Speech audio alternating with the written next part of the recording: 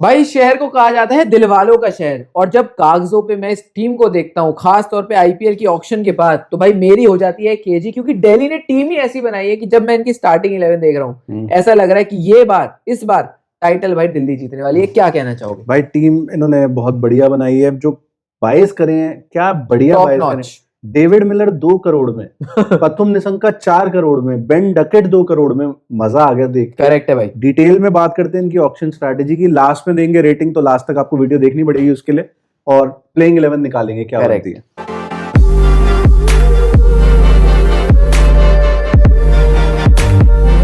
भाई सबसे पहले तो ये बात कर लेते हैं आज किसको खरीदा। David Miller, Ben Duckett, Aqib नबी, प्रथुम निशंका, एनगीडी, साहिल पारक, पृथ्वी शॉ वापसी हो गई है, काइल जेमिसन, ये आज बाइज हैं। और गिवन द फैक्ट कि इनके पास सिर्फ 21 करोड़ रुपए थे ऑक्शन में जाने से पहले, मैंने नहीं सोचा था कि इतने सारे नाम ला पाएंगे। सोना खरीद लिया है बहुत ही कम पैसों में, है तो वो लाख पार, इन्होंने खरीद लिया 50,000 के अंदर भाई। और आपको ये बात याद रखनी पड़ेगी कि नीतीश राणा ऑलरेडी 4.2 में ले आए थे भाई। अगर नीतीश राणा आज के ऑक्शन में होता ना, वो 10 से नीचे नहीं जाता। और मैं कह रहा हूँ जब भाई कई लिविंगस्टन जैसे 13 में बिक गए, नीतीश राणा का फिर तो छप्पर पार भाई चला जाता। बढ़िया एक तो टैलेंट। हाँ, स्टील डील करती है ये डील, बहुत तगड़ी डील बनाई है उसके साथ उसको लेके। अब हम इनकी 11 पे फोकस करते हैं, रादर 12 पे इम्पैक्ट प्लेयर मिला के। तो ओपनर्स अभी तो 2 ओपनर है इनके पास नए बेसिकली, एक निशंका है, निशंका बेसिकली फाफ डुप्लेसी मान लो, बेन डकेट मान लो जेएफएम का रिप्लेसमेंट। करेक्ट। इन दोनों में से किसको खिलाएगा केएल राहुल के साथ? मैं बेन डकेट बहुत ज्यादा मैं उत्सुक रहूंगा। क्यों? एक तो लेफ्टी राइटी का कॉम्बिनेशन, प्लस बेन डकेट जिस हिसाब से, ठीक है टेस्ट में जो मर्जी कर रहे हो, शुरुआत झलकियां तो दिखा रहे हैं वो एशेज में, और व्हाइट बॉल का गजब का बैटर इसलिए है, छक्के में शायद आप लगेगा कि यार वो छक्के इतने नहीं मारते, ग्राउंडेड शॉट्स मारते हैं, बाउंड्रीज मारते हैं, और T20 के लिए एक परफेक्ट खिलाड़ी है भाई। गैप्स बहुत अच्छे निकालता है बंदा, और ऐसा नहीं है उसमें जान नहीं है, छक्के भी मार सकता है। प्रथुम निशंका भी खेलेगा भाई, कभी ना कभी खेलेगा। बट दोस्तों यहाँ पे बात हो रही है पहले मैच की, पहली प्लेइंग मैच की कैसी दिखेगी। तो हाँ, Ben Duckett would be a great choice. सिर्फ 2 करोड़ रुपए का भाई मैंने नहीं सोचा था। मैंने कम से कम 4-5 सोचा था कि इतने का तो जाएगा, बट लोगों को चाहिए ही नहीं था। लिविंगस्टन चाहिए था 13 करोड़, जेमी स्मिथ ही चाहिए था। इवन मैं तो हैरान हूं कि अनसोल्ड चलेगा, लेकिन बेन डकेट एक स्टील डील है भाई। अब नीतीश राणा 3 पे सेट। लेफ्टी बहुत है इस टीम में, एक चीज है, बट उसका भी हम निवारण कर देंगे यहाँ। हाँ बिल्कुल। ट्रिस्टन स्टब्स खिलाऊंगा मैं 4 पे। मैं अक्षर को फ्लोटर वाला रोल नहीं, मैं एक क्लियर रोल दूंगा कि भाई आप फिनिशिंग करो। मैं भी स्टब्स शायद इस टीम में वन ऑफ द बेस्ट बल्लेबाज हैं। बिल्कुल। और उनको ज्यादा से ज्यादा बॉल खेलनी चाहिए। और ठीक है, दिल्ली कैपिटल्स के उनका बेस्ट 5 या 6 पर आया है। नहीं यार, लेकिन 5 पे आया है। लेकिन मैं मानूंगा आप 4 पे खिलाओ, ज्यादा से ज्यादा बॉलें दो उनको। और ऐसा नहीं है कि कहीं ये लिखा नहीं गया कि 4 नंबर वाला फिनिश नहीं कर सकता मैच। एग्जैक्टली कर सकता है वो भी मैच पे। आपके केएल राहुल जैसा एक सॉलिड ओपनर है जो 15-15 20-20 ओवर खेलता है, अगर वो खेलता रहे तो, और उसके अराउंड ज्यादा विकेट नहीं गिरे तो स्टब्स को ही करनी पड़ेगी। एग्जैक्टली। और इस टीम में भाई आप ध्यान से देखो, एंकर्स देखो। एंकर्स प्लस विस्फोटक बल्लेबाज। डकेट विस्फोटक, केएल राहुल एंकर खेल सकते हैं, नीतीश राणा एंकर खेल सकते हैं, स्टब्स विस्फोटक बल्लेबाज। फिर नीचे जो बल्लेबाज आएंगे, अक्षर पटेल, वो तो सारे विस्फोट कर सकते हैं। लेकिन एक अच्छी बात क्या है कि केएल राहुल एग्रेसिव भी खेल सकता है, नीतीश राणा एग्रेसिव भी खेल सकता है, एट विल। और जनरली वो एंकर आप डालते हैं क्योंकि उनके अराउंड बेसिकली प्लेयर्स खेलते हैं टीम में। अब हम 5 पे चलते हैं।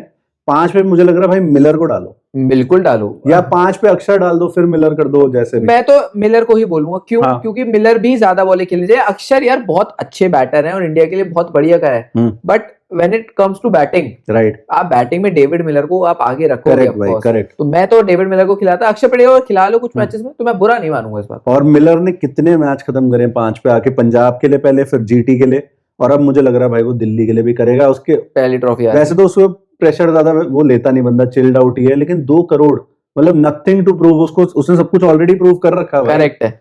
6 पे फिर अक्षर पटेल। 6 पे अक्षर पटेल, और इस टीम के भाई कप्तान होंगे, कैप्टन होंगे। और मैं उम्मीद करता हूँ अक्षर पटेल की परफॉर्मेंस भारी हमेशा आती है, बढ़िया आती है, और इस बार भी आएगी। और फिर 7 पे ये खिलाएंगे आशुतोष को। हाँ, 7 पे आशुतोष, और आशुतोष द फिनिशर वो वाला चाहिए जो एलएसजी के खिलाफ आया था भाई पहले मैच। करेक्ट। या फिर पंजाब के लिए जो सीजन निकाला था 2024। इस टीम की खूबसूरती है कि लेफ्टी राइटी का कॉम्बिनेशन। अब ऐसा नहीं है आशुतोष 7 पे, आशुतोष को आप चाहो तो 5 पे भी बेच सकते हो। तो वो हिसाब से मैं जब टीम देखता हूँ भाई, टीम सेट नजर आती है भाई। टीम बहुत एक्साइट कर रही है मुझे तो। मतलब जहाँ बाकी टीम स्ट्रगल कर रही है, फिनिशर कौन होगा, कोई डोमेस्टिक पे 14 करोड़ रुपए खर्च रहे हैं, मतलब विद रिस्पेक्ट भाई, जो अननोन टैलेंट एब्सोल्युटली। इनके पास known talent, proven talent IPL में, वो भी सस्ते में। Yes. और पूरी टीम मुझे तो ऊपर से लेके 7-8 तक बहुत सेट दिखती इस है। टीम के पास जैसे फिनिशर्स हैं, जैसे आरसीबी के पास हैं, जैसे एमआई के पास है भाई, उस लीग में खेल रही है भाई। उस लीग में है तो भाई गजब। और जो 8 पे बल्लेबाज कम गेंदबाज आने वाला है वो भी एक तगड़ा है भाई, विपराज निगम की मैं बात कर रहा हूँ। गजब का बॉलर है और गजब का फिनिशर भी है। एलएसजी के खिलाफ वही मैं फिर से आऊंगा, उस मैच में अगर वो नहीं होते तो पार्टनरशिप नहीं होती। अरे उसके बाद से उसको इंडिया ए का कॉल अप हो गया, वहां पे भी वो बैटिंग डिसेंट कर रहा है, बॉलिंग तो अच्छी करता ही है। तो यहाँ 8 तक तो बैटिंग हो गई दोस्त, मतलब और क्या लोगे आप। करेक्ट है। और यहाँ इसमें 2 बॉलर है, हाँ, अक्षर और विपराज। अब हम स्टार्क पे चलते हैं, 9 पे, 10 पे कुलदीप को खिला लो, 11 पे नटराजन को खिला लो या इम्पैक्ट डाल दो, व्हाटएवर।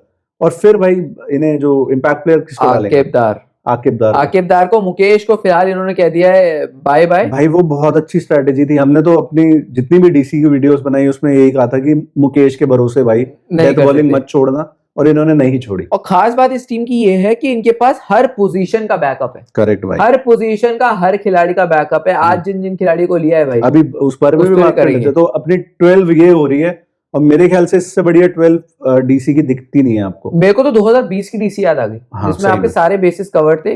रबाडा थे, नोकिया थे, अश्विन थे, अक्षर थे। इंडियन कोर तो उस टीम का बहुत तगड़ा था। श्रेयस टीम में था, शिखर धवन भी था। पृथ्वी शॉ वापस आ चुका है वैसे, पृथ्वी शॉ भी था उस समय। तो ये मैं 2020 की डीसी की परफॉर्मेंस मुझे लग रहा है इस बार आने वाली है। बढ़िया, इस बार जीत जाए बस फाइनली। पिछली बार 2020 में फाइनल में आके रुक गए थे। अब हम बात करते हैं बैकअप्स की, जो इन्होंने बनाए, जो गैप्स फिल करने थे। इन्हें क्या फिल करना था? एक मुकेश का बेसिकली रिप्लेसमेंट चाहिए था, ताकि मुकेश को बैकअप बना पाए, आकिबदार को ले आए। करेक्ट। बाकी टीमों के पास बजट होने के बावजूद एसआरएच जा सकती थी, नहीं लेके आई, उनको नीड भी थी। इनको फिनिशर चाहिए था, एक सॉर्ट ऑफ कि भाई एक आ जाए, और डेविड मिलर आ गया। इन्हें बेसिकली स्टार्क का एक बैकअप चाहिए था, ज्यादा 2 बैकअप है क्योंकि चमीरा भी टीम में, काइल जेमिसन आ गया। इन्हें ओपनिंग में कह लो केएल राहुल का एक बैकअप चाहिए था, क्योंकि कीपिंग तो कोई और भी कर सकता है। आई थिंक पोरेल भी कर सकता है, और पोरेल का हमने नाम तक नहीं लिया, अगर आपने नोट करा हो, वो भी आ गया। पृथ्वी शॉ क्या चाहिए और भाई, तो क्या चाहिए? मैं तो मतलब पास कीपर्स भी है, अगर कीपिंग करवानी है स्टब्स भी कीपिंग कर सकता। बताओ और क्या लोगे? और क्या लोगे? तो बैकअप इनके पास बेहतरीन है, स्पिनर्स इनके पास टॉप क्वालिटी के है। तो ऑल एंड ऑल भाई इस टीम को जो मैं नंबर दूंगा, नंबर अभी दे दूं भाई, दे भाई, तो नंबर मैं इस टीम को भाई 9 दूंगा। मैं 9.5 तक जाऊंगा। मैं भी चलो 9.5 जाता हूँ। 9.5 वो 0.5 ये है कि मतलब कुछ और हो जाता तो बढ़िया होता। बट जो बजट हाथ में था भाई, उसके हिसाब से इससे बढ़िया प्लेयर्स आप नहीं खरीद सकते। करेक्ट। वो प्लेयर खरीदे गए हैं जो आपको खरीदने थे। ये नहीं कि हमारा बजट अब बच गया और प्लेयर खत्म हो गए तो चलो जी जो मन करे वो उठा लो, शोशाबाजी। बाकी और टीम्स ने ऐसा करा है, जब उनकी वीडियोस पे आएंगे तो वो बात करेंगे। करेक्ट। क्योंकि थोड़ी तो ऑनेस्ट होकर बात करनी पड़ेगी, मतलब हर समय मक्खन मलाई नहीं लगा सकते। करेक्ट। वो हमारे फील्डर्स लगा के आते हैं ना इंडिया के, तभी इतने कैच छोड़ते हैं। तो भाई इस वीडियो में कुछ और है, आई थिंक हमने सारा चीजें हमने बता दी हैं भाई लोगों को। अब लोगों को क्या लगता है, इनको कमेंट में बताना है। और एक फर्ज तो आपका बनता है, अगर आप डीसी के फैन हो, नहीं हो, ये वीडियो देख रहे हो, क्रिकेट के फैन हो, तो आपका सब्सक्राइब करना फर्ज बनता है, वो आपको कर देना चाहिए। करेक्ट है। और वीडियो हाइप कर देते तो भाई इससे बढ़िया मजे आ जाए, मजे। तो आई थिंक इसी नोट पे हम लेते हैं आपसे विदाई। Thank you so much for watching.